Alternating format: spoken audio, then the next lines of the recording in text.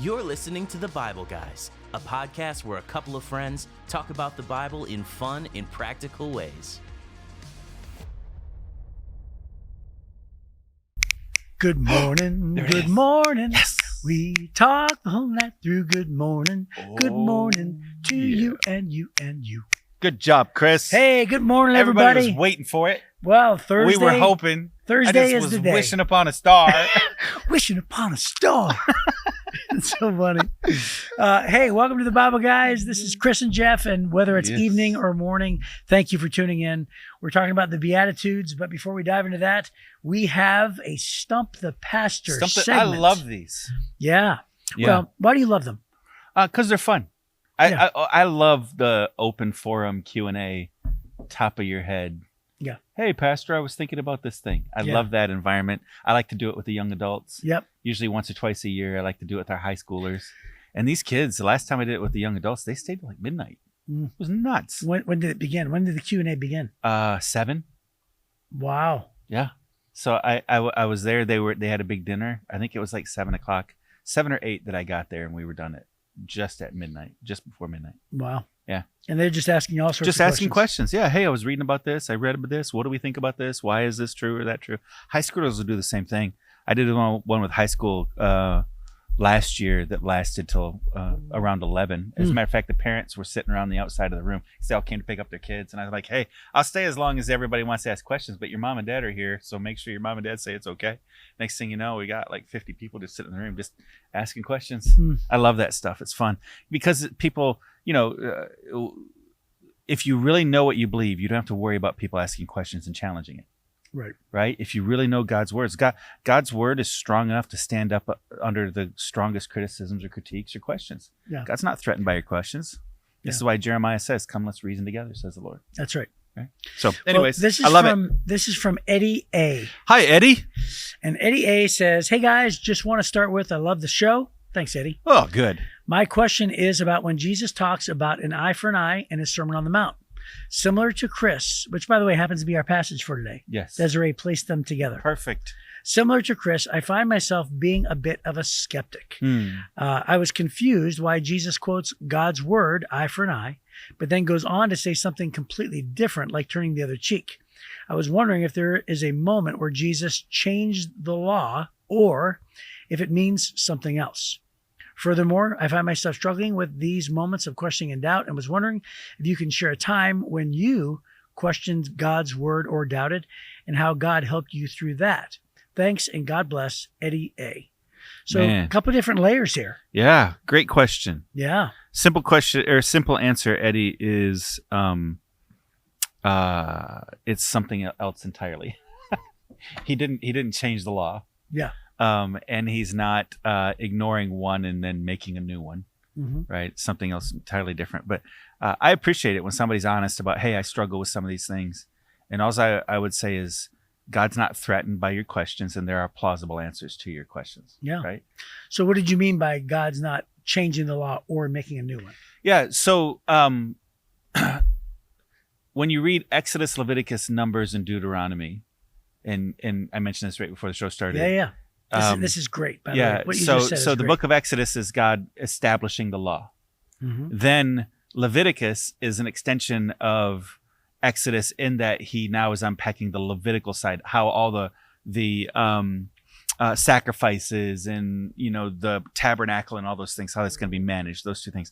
And then Numbers is kind of a generic version of it. He goes back and reminds them, and Deuteronomy is a restatement at the end of Moses' 40 years wandering the wilderness with these people. So he keeps having to come back and reminding them of the law.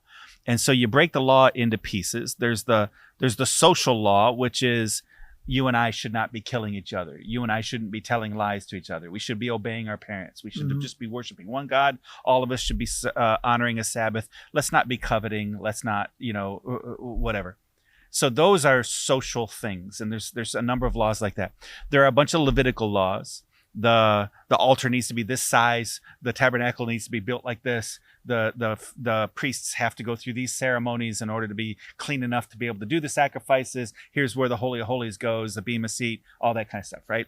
That's all the Levitical law. And then there's the government laws because God was setting up Israel as a theocracy. So then he says all these rules like, okay, so if you have to go to court and one guy's ox killed another guy's ox, here's what you need to do. Excuse me. You have to replace the dead animal with a living animal, right? If a camel gets away and runs over somebody, this is the civil consequence. And so there's all these civil laws that he gives. So you have to understand that when Jesus says, when Jesus quotes an eye for an eye and a tooth for tooth, that comes up in Exodus, it comes up in Leviticus, and it comes up in Deuteronomy. Right. All of them are in the context of government, civil law. In Exodus, he's talking about how to treat servants, how to treat animals. In Leviticus, he's talking about, in that whole same passage, he's talking about if somebody accidentally kills somebody, if somebody kills somebody on purpose, whatever. And he tells the judges, and he literally says to the judges have to thoroughly investigate, and then don't be gentle with your judgment. If they did it, then whatever they did, that's the same punishment they get, right? And so he's not giving the judges any wiggle room. And then in Deuteronomy, where he quotes it, and this is where Jesus was quoting from, was Deuteronomy. It says, you must not convict anyone of a crime on the testimony of only one witness. The facts of the case should be established by the testimony of 2 or 3 witnesses. So you can clearly see this is a courtroom kind of situation. Then he goes on, he says, if a malicious witness comes forward and accuses someone of a crime, then both the accuser and the accused must appear before the Lord by coming to the priests and the judges in office at the time. So now we have official judges. This is a government circumstance that's happening. And then it says that they have to thoroughly investigate. The judges thoroughly investigate. Verse 18, the judges must investigate the case thoroughly. If the accuser has brought false charges against his fellow Israelite, you must impose on the accuser the sentence he intended for the other person. In this way, you will purge such evil from among you. So let's talk about this.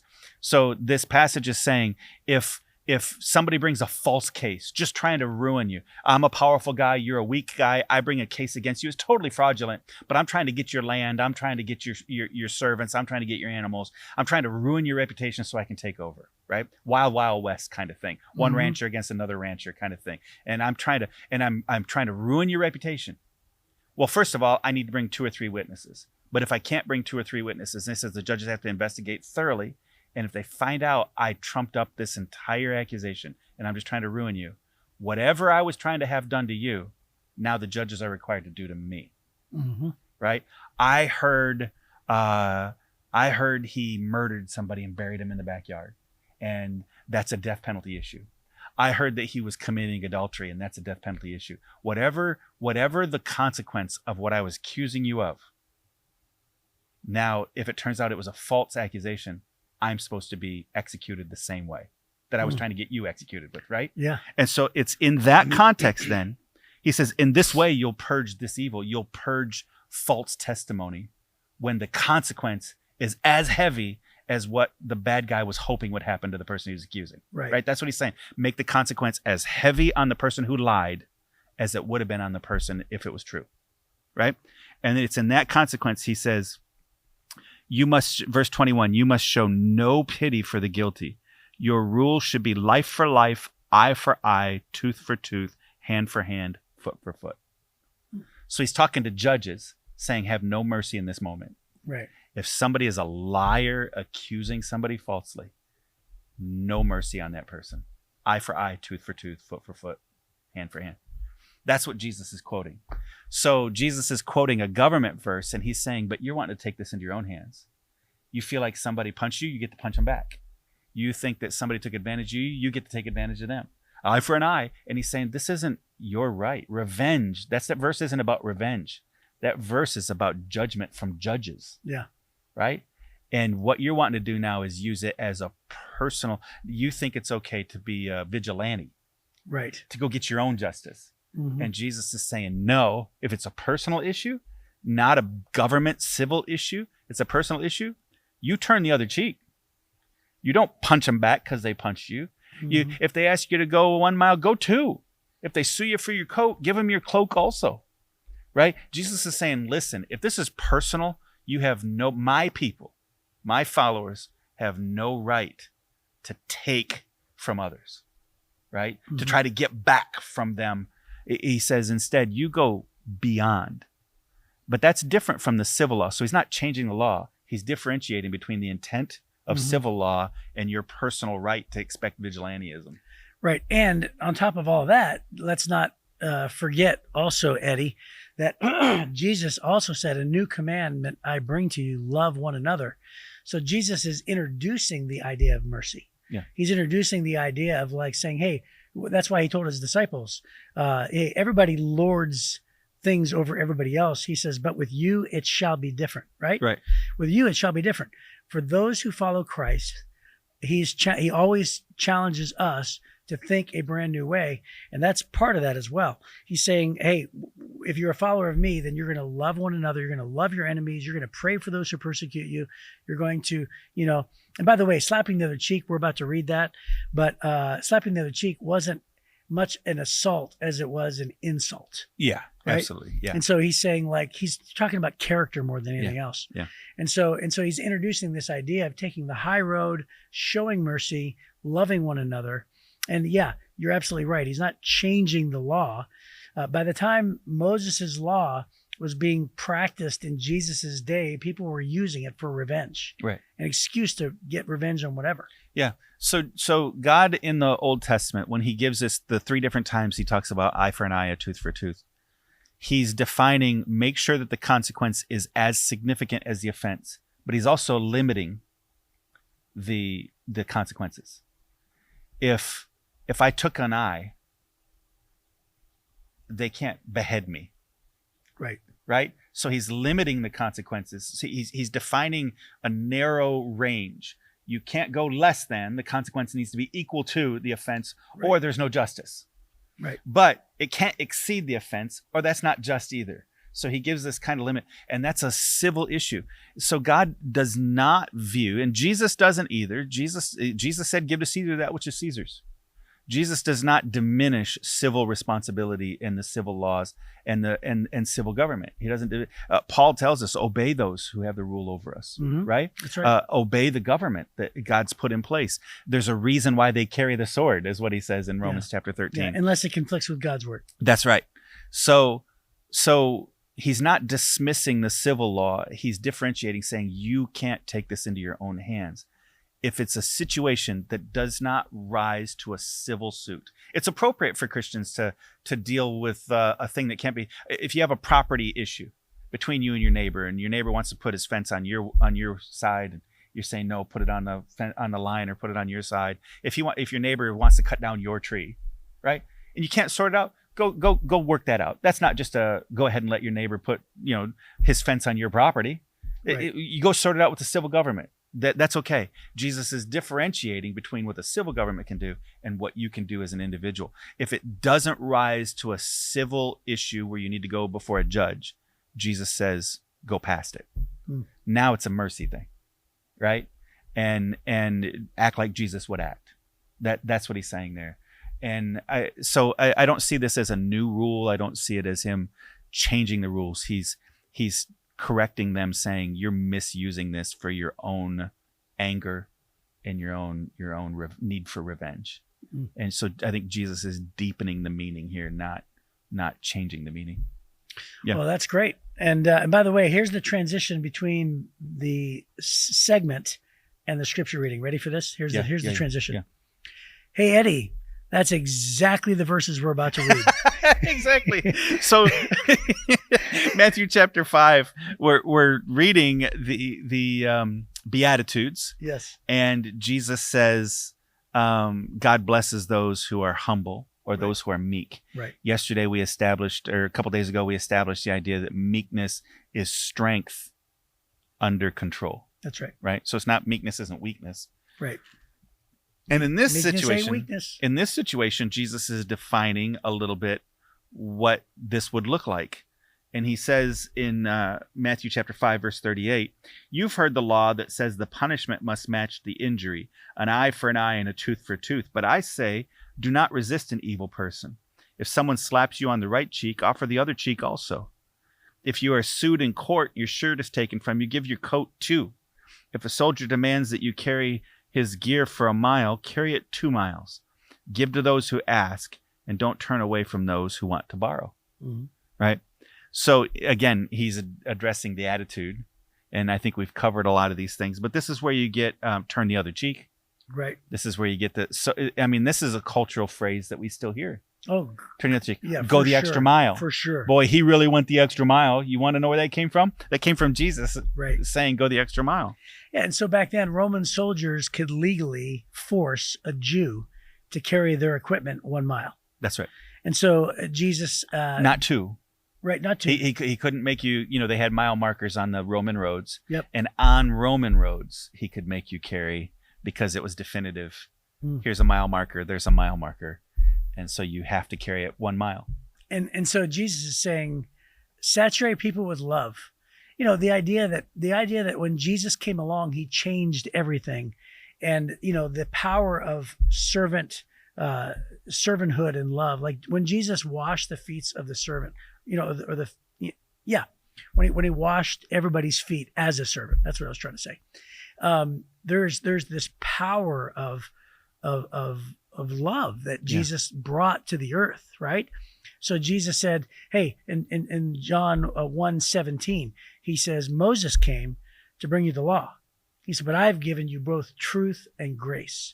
So Jesus does bring a different dynamic of grace, and he brings love. And so what Jesus is really demonstrating here is he's saying, hey, man, oh, by the way, the sentiment that I'm trying to express, I thought that The Chosen really depicted this particular thing very well. Oh, yeah. Because when you watch this episode, the Roman soldiers come up to the Jews and they give them all their equipment, their helmets, their swords, and everything. And they're like, hey, ha, ha, ha. And they're making fun of them. And they're like, hey, Jew, carry this and all these kind of things. And then Jesus takes everything and he says, yeah, let's do it. Let's do it. So they carry it and they get done with the mile. And then Jesus goes, you know what? Let's just carry it 1 more mile with them. And then all of a sudden the Roman soldiers feel bad and they go, well, you're just going to carry an extra mile when you don't have to? Jesus is like, yeah, we'd like to help you. Yeah. Even though they were like making fun of them and everything else. Yeah. So at the end of the second mile, about halfway through it, I guess, one of the Roman soldiers goes, here, let me carry that helmet. Yeah, yeah. And he takes it back, right? And he goes, that looks really heavy. I'm sorry. Yeah. And all of a sudden it's killing people with kindness. Yeah. It's this idea that Jesus is demonstrating the power of love. Well, this is, I think in our culture right now, we have a sense of victimhood from so many people, right? A victim carries it a mile. Right. Right? A free man, a better man goes beyond. Right. Right? It's literally, you're a slave when you get up and you have to obey the rules. But when you go beyond that, you're just proving I'm a better man. Right. I'm a better man than you. Right. Right? That's what you're doing. There's something to that goes, now I can't be a jerk about it and a snob, but it is what you're doing. Right? When you are trying to start a fight, the book of Proverbs says, only by pride comes contention. Right? And it's 2 people. The Bible talks about it takes 2 people to fight. Right? So if I decide not to fight, there's no fight. Right. Hit me in the face. It makes you feel good in the moment. Pow, you punch me because you want to fight with me. And then I just offer the other one. Man, if that made you feel good, hit this one. Right? What does that say? It means I'm not going to be baited down to your level. I'm rising above you. I'm rising above the way you're choosing to live. I'm going to go, you can require me 1 mile. I'm your slave. When I go 2, I'm a free man doing whatever I want to do because I'm a better man. Right? I turn my other cheek. I'm not going to be baited into going down to your level. I'm rising above you on this. And that's really not above you as a human, but above your behavior. Right. My behavior is going above your behavior. Yeah. I'm going to be a better man. And I don't think that's, it can't be misinterpreted as let people walk all over you. No. And it can't be interpreted as in any fight, it's wrong to defend yourself. No. Or fight back. This is an open-handed slap. That's right. This is an offensive slap. Right. How dare you? Right. That's what it is. Right? It's trying to start the fight. It's not actually the fight. Yeah. Right. It's right. That's exactly correct. It's like in the olden days when they would take a white glove and they'd go, and they'd slap that's you on the exactly face. Right. Offer the other one. Yeah. I'm not going to fight you. Go ahead. Yeah. Right? And so, I mean, don't misinterpret me when I say, if I'm going to practice turning the other cheek, that doesn't necessarily mean that if you come and try to beat me up, I'm going to let you beat me up. Oh, the Bible's really clear on this. So, Eddie asked us questions about the law. Right. One of the laws in those passages talks about if somebody breaks into your house and you struggle with them to protect yourself, your family, or your property, and they die, you're not guilty. Right. Right? So this idea of self-defense is perfectly legit. It's okay to protect ourselves. God doesn't expect us to be weak, and he doesn't expect us to be walked over. But this is not that. Right. This is not assault. That's right. And let's be honest. Our definition socially today of assault is you touched my shirt. That's assault. Right. It's so. But you and I really know what real assault is. Even worse than that. Right. You said some things. Yeah. You said some Right. words. Well, in France right now, you can be convicted just of words. In Britain, you can be convicted of words. Right. That's assault. It's a hate crime or whatever. Right. It's unbelievable. That's not the same. But I think instinctively our listeners know real assault is a beat down. Sure. Right. It's physical attack. Right. Smacking somebody with a glove, saying, I challenge you to a duel. Right. Instead of taking the challenge for the duel, you turn the other cheek. Right. Right. Make them think about it. Do it again. Right. That's what you're doing here. So God allows us to defend ourselves. Jesus, at one point, right before he gets arrested, he asks the disciples, how many swords do we have? Mm-hmm. And they go, well, we got 2. Jesus, that's enough. They had more than one. Right. What do you use a sword for? Right. Right? Self-protection. You know why? Because they were walking on roads that were extraordinarily dangerous. Right. So you had to give off an image of strength in order to not get run over by the criminals on the road to steal everything. So they had swords. Swords aren't something you hide. They wind up being out on your belt. People can see them. Right. You're carrying it in a big sheath. We're not talking about a little knife. We're talking about a sword. Yeah. Right? And so even Jesus, not only did he want to know, do my disciples have them? He knew they had them. He expected them to have them. He was just taking a survey of how many do we have. That's right. That's right. Right? Yeah, right? right. And so it would be like, hey, how many 9mm are you guys carrying right now? Right? Right. It's the equivalent of Right. that. It sure is. Right? Yeah. And so Jesus is not against self-defense. This is when somebody's trying to commit an offense, trying to offend you. Right. You turn the other cheek. Yeah. But he doesn't say, go ahead and take the beat down, let him break all your ribs and your nose and your jaw, put you out of work and put you in a coma. He doesn't say that. Right. Right. Yeah. I remember when I was at McDonald's or Burger King or something, and somebody kept on like picking up my food, even though they had bought the same meal and they'd eaten their whole meal. Oh, right. They were buying my food. I just said, hey, you want more? I just gave them all my food. And then my buddy says, how could you let them do that? And I quoted this verse. Yeah. I said, hey, listen, if they're going to be rude about it, they know they're being rude. I just demonstrated in front of everybody at this lunch table, I'm the better person. We had a thing a while back, and it wound up being a legal issue that I was trying to navigate through. Hmm. And in talking with our attorneys, I said, if we win this, I still want to give them everything they're asking for. Hmm. And he looked at me and he was like, what? Why? Mm-hmm. I said, because Jesus said, if they sue you for your coat, give them your cloak also. Right? Hmm. So it wound up being a settled thing, and it went away. It wasn't an issue. We didn't settle it. It was an insurance company that settled it. But I was thinking this way, that, hey, what I want to do is somebody's trying to hurt us. Right? This wasn't I didn't believe it was a just issue. It was somebody who's trying to do damage.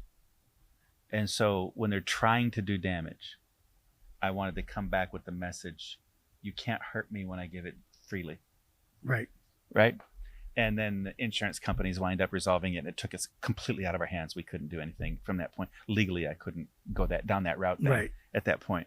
But that was the intent.